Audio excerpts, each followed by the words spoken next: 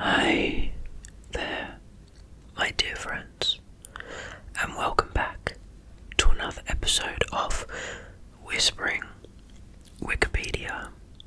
We're continuing on with our series dedicated to First Nations/Indigenous Australians and the history of Indigenous Australia. We've covered probably the most sensitive topics, and now we're moving on to the reclamation of rights, progress, I think possibly protests. I'm not sure what the rest has in store, but I think we've gone over most of the history of colonisation. So if that's the most sensitive topic to you, I think the bulk of that has been covered.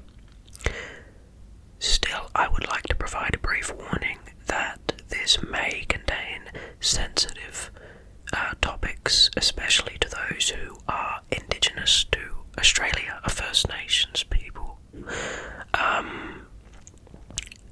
or if you belong to a part of any group which has faced the repercussions of a history of oppression or injustice.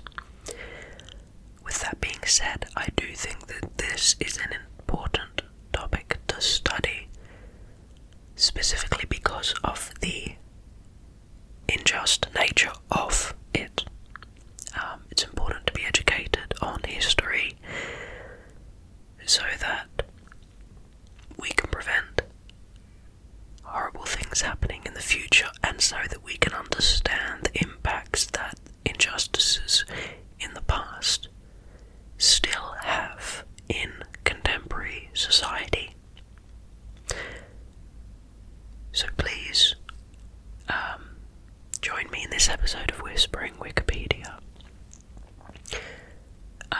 I provide these videos to help you relax in a way in which gives you entertainment or provides you with some valuable information or education to make you a more well-rounded and well-informed individual. These are whispered to help you relax, possibly sleep, and to provide information in a way in which is not stressful or stress-inducing. So, if you want to see more, of course I'll invite you to subscribe or follow me in whatever way you see fit. I enjoy learning information this way myself, by keeping myself calm. I find it's quite a valuable use of my time, and I hope it is also for you. Without any further ado, let's get into the reading. Now, we are learning about the late 20th century. The 1960s was a pivotal decade in the assertion of Aboriginal rights, and a time of growing collaboration between Aboriginal activists and white Australian activists. In 1962, Commonwealth legislation specifically gave Aboriginal people the right to vote in Commonwealth elections. A group of University of Sydney students organised a bus tour of Western and coastal New South Wales towns in 1965 to raise awareness of the state of Aboriginal health and living conditions. This Freedom Ride, which is a very famous event, also aimed to highlight the social discrimination faced by Aboriginal people and encourage Aboriginal people themselves to resist discrimination. As mentioned above, Indigenous Australians received lower wages than their non-Indigenous counterparts in employment. Aboriginal and Torres Strait Islander people in Queensland in particular had their income quarantined by the Protector and were allowed a minimal amount of their income. In 1966, Vincent Lingari led the famous Wave Hill Walk-Off, Gurindji strike, of the Indigenous employees of Wave Hill Station in protest against poor conditions. Later, the subject of the Paul Kelly and Kev Camonte song From Little Things, Big Things Grow, which is a profoundly famous song in Australian culture, and it's very deep and meaningful to a lot of people.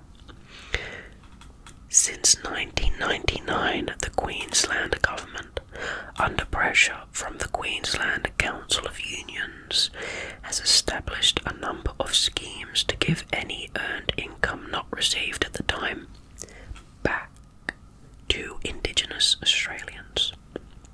The landmark 1967 referendum called by Prime Minister Harold Holt allowed the Commonwealth to make laws with respect to Aboriginal people by modifying Section 51 of the Constitution, and for Aboriginal people to be included when the country does a count to determine electoral representation by repealing Section 127.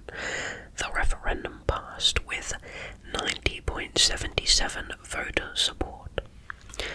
In the controversial 1971 Gove land rights case, Justice Blackburn ruled that Australia had been terra nullius before British settlement, and that no concept of native title existed in Australian law. Following the 1973 Woodward Commission, in 1975, the federal government under Gough Whitlam drafted the Aboriginal Land Rights Bill, extremely late for a Bill of Land Rights. This was enacted, and the following year, under the Fraser government, as the Aboriginal Land Rights Northern Territory Act of 1976, which recognised Aboriginal Australia's system of land rights in the Northern Territory, and established the basis upon which Aboriginal people in the Northern Territories could claim rights to land based on traditional occupation. In 1985, the Australian government returned ownership of Uluru, which is Ayers Rock, to the Pitjantjatjara Aboriginal people. In 1992, the High Court of Australia reversed Justice Blackburn's ruling and handed down its decision in the Mabo case, declaring the previous legal concept of terra nullius to be invalid and confirming the existence of native title in Australia. Indigenous Australians began to serve in political office from the 70s. In 1971, Neville Bonner joined the Australian Senate as a senator for Queensland for the Liberal Party, becoming the first Indigenous Australian in the federal parliament. A year later, the Aboriginal Tent Embassy was established on the steps of Parliament House in Canberra. In 1976, Sir Douglas Nicholls was appointed as the 28th Governor of South Australia, the first Aboriginal person appointed to vice-regal office. In the general election of 2010, Ken Wyatt of the Liberal Party became the first Indigenous Australian elected to the Australian House of Representatives. In the general election of 2016, Linda Burney of the Australian Labor Party became the second Indigenous Australian and the first Indigenous Australian woman elected to the Australian House of Representatives. She was immediately appointed Shadow Minister for Human Services. In sport, Yvonne Goolagong Qualley became the world #1 ranked tennis player in 1971 and won 14 Grand Slam titles during her career. In 1973, Arthur Beetson became the first Indigenous Australian to captain his country in any sport, where he first led the Australian National Rugby League team, the Kangaroos. In 1982, Mark Ella became captain of the Australian National Rugby Union team, the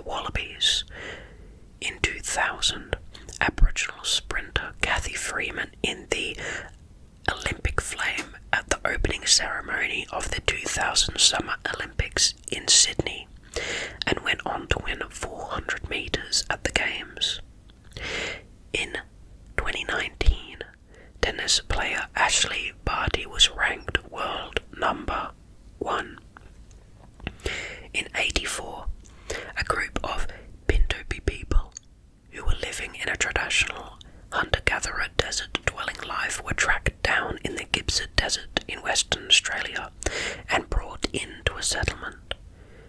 They are believed to have been the last uncontacted tribe in Australia. During this period, the federal government enacted a number of significant but controversial policy initiatives in relation to Indigenous Australians. A representative body, the Aboriginal and Torres Strait Islander Commission at SIC, was set up in the 90s. Now, we move to reconciliation. Reconciliation between non-Indigenous and Indigenous Australians became a significant issue in Australian politics in the late 20th century, which is very true. In 1991, the Council for Aboriginal Reconciliation was established by the federal government to facilitate reconciliation. In 1998, a constitutional convention which selected a Republican model for a referendum included just 6 Indigenous participants, leading monarchist delegate Neville Bonner to end his contribution to the convention with his Jagera tribal sorry chant in sadness at the low number of Indigenous representatives. An inquiry into the stolen generation was launched in 1995 by the Keating government, and the final report, delivered in 1997, the Bringing Them Home report, estimated that around 10% to 33% of all Aboriginal children had been separated from their families for the duration of the policies. The succeeding Howard government largely ignored the recommendations provided by the report, one of which was a formal apology to Aboriginal Australians for the stolen generation. Keating did do an address, but he did not do a formal sorry address, which is disappointing when you study the history. Our sorry address, I think, was done by Kevin Rudd, and I remember when it came out, and it was so late that we did that.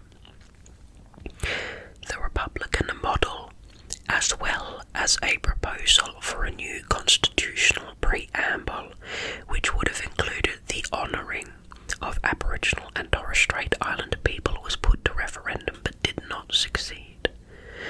In 1999, the Australian Parliament passed a motion of reconciliation drafted by Prime Minister John Howard in consultation with Aboriginal Senator Aidan Ridgway, naming mistreatment of Indigenous Australians as the most blemished chapter in our national history. Although Howard refused to offer any formal apology. On the 13th of February 2008, Prime Minister Kevin Rudd issued a formal apology to Australia's Indigenous people on behalf of the federal government of Australia for the suffering caused by the stolen generations. I'm very proud to have had Kevin Rudd as a Prime Minister of Australia. I think he's one of the best Prime Ministers we've had as a country. I think the policies that he's put in were all extremely effective and called for. And I remember in 2008, I think I was 10, so I don't think I fully understood it, but I did understand that he was trying to say sorry for something really bad. I didn't really understand what it was, but I remember I could tell that whatever he was trying to apologise about, it was really, really bad. Similar to the I Have a Dream speech. Of course, I don't want to make that comparison, but just in terms of the actual structure of the speech, we are sorry and then he would do the next section, and then it would be "We are sorry for the," and the repetition of "We are sorry" and the way in which he said it was really heartfelt. And of course it does nothing to make up for what happened, but I'm happy that there was an official statement by the government. I'm just very sad it took so long to happen. Anyway, we move to the 21st century. In 2001, the federal government had dedicated Reconciliation Place in Canberra. On the 13th of February 2008, Prime Minister Kevin Rudd reversed Howard's decision and issued a public apology to members of the Stolen Generation on behalf of the Australian government. That bit is repeated. ATSIC was abolished by the Australian government in 2004 amidst allegations of corruption. Now we move to emergency response / stronger futures. The Northern Territory Emergency Response, also known as the Intervention, was launched in 2007 by the government of Prime Minister John Howard in response to the Little Children Are Sacred report into allegations of child abuse among Aboriginal communities in Northern Territory. The government banned alcohol-prescribed communities in the territory and quarantined a percentage of welfare payments for essential goods purchasing, dispatched additional police and medical personnel to the region, and suspended the permit system for access to Aboriginal communities. In addition to these measures, the army were released into communities and there were increased police powers, which were later further increased with the so-called paperless arrests legislation. In 2010, United Nations Special Reporter James Anya found the emergency response to be racially discriminatory and said the aspects of it represented a limitation of individual autonomy. These findings were criticised by the government's Indigenous Affairs Minister Jenny Macklin, the opposition and Indigenous leaders like Warren Mundine and Bess Price. In 2011, the Australian government enacted legislation to implement the Stronger Futures policy, which is intended to address key issues that exist within Aboriginal communities of the Northern Territory, such as unemployment, school attendance and enrolment, alcohol abuse, community safety and child protection, food security, and housing and land reforms.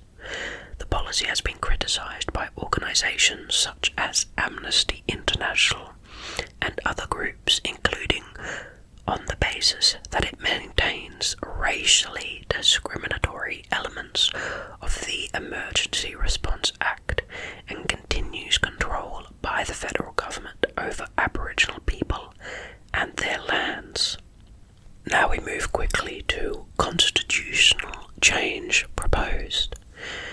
In 2010, the federal government appointed a panel comprising Indigenous leaders, other legal experts and some members of Parliament, including Ken Watt, to provide advice on how best to recognise Aboriginal and Torres Strait Islander peoples in the federal constitution. The panel's recommendations reported to the federal government in January of 2012, including deletion of provisions of the Constitution referencing race, and new provisions on meaningful recognition and further protection from discrimination. Subsequently, a proposed referendum on constitutional recognition of Indigenous Australians was ultimately abandoned in 2013. The Uluru Statement from the Heart was released on 26 May 2017 by Delegate rights to an Aboriginal and Torres Strait Islander referendum convention held near Uluru in Central Australia. The statement calls for a First Nations voice in the Australian Constitution and a Makarrata Commission to supervise a process of agreement making and truth-telling between government and Aboriginal and Torres Strait Islander peoples. The statement references the 1967 referendum, which brought about changes to the Constitution to include Indigenous Australians. Now, the next section we're going to talk about is the population, so I guess the numbers, statistics, maybe perhaps some genetic information, I'm not exactly sure, but we'll look at that in the next episode of Whispering Wikipedia. Thank you so much for joining me. For me personally, it's very interesting to learn about the history of my country, although very saddening at some points. It is important to understand and learn. I hope that perhaps this has given you a new lens on your view of Australian history, whether you are from this country or not. Thank you for joining me. I hope that perhaps this provided you with a medium to relax and learn. And thank you so much. I'll see you very soon.